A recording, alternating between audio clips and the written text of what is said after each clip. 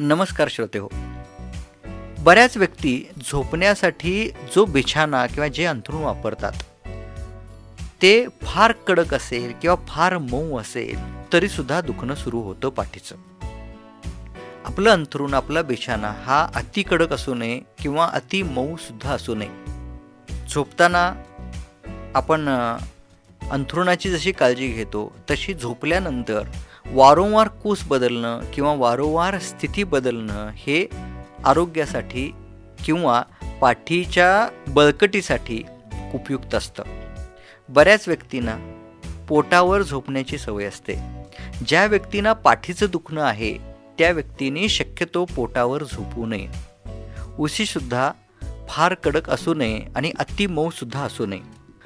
आपण जेव्हा अंथरुणातून उठतो तेव्हासुद्धा अनेक जण अचानक किंवा एकदम उठतात.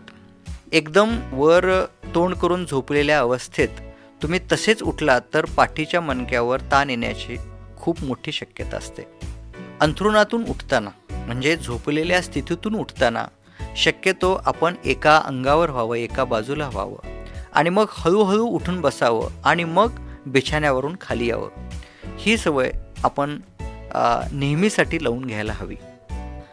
शरीराला आकर्षकता यावी म्हणून अनेक जण व्यायाम करतात. आकर्षकता यावी हा हेतू वाईट नाही, खूप चांगला आहे, पण त्याआधी शरीराला बळकटी यावी याकडे लक्ष असायला हवं.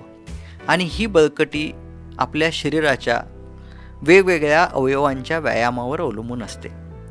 जसे की आपले खांदे जर ओघळलेले असतील तर ते आरोग्याचं लक्षण निश्चितच नसतं.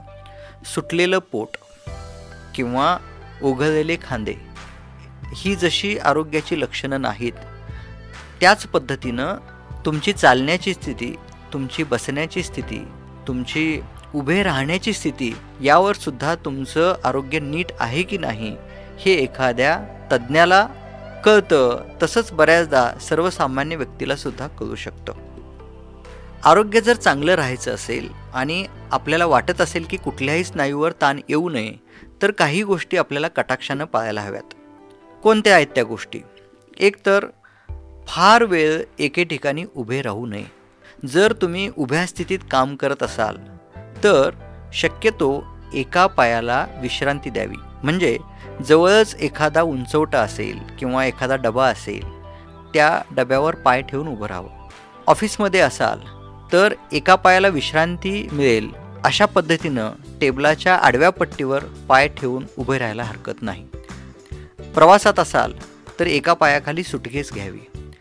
आणि ही जी स्थिती आहे ती स्थिती काही काळानंतर बदलावी. म्हणजे दुसऱ्या पायाला विश्रांती द्यावी आणि विश्रांतीचा पाय हा आधारासाठी घ्यावा. एखादी वस्तू ज्यावेळी तुम्ही ओढता त्यावेळी त्यातून आरोग्याला धोका निर्माण होतो, पाठीला धोका निर्माण होतो.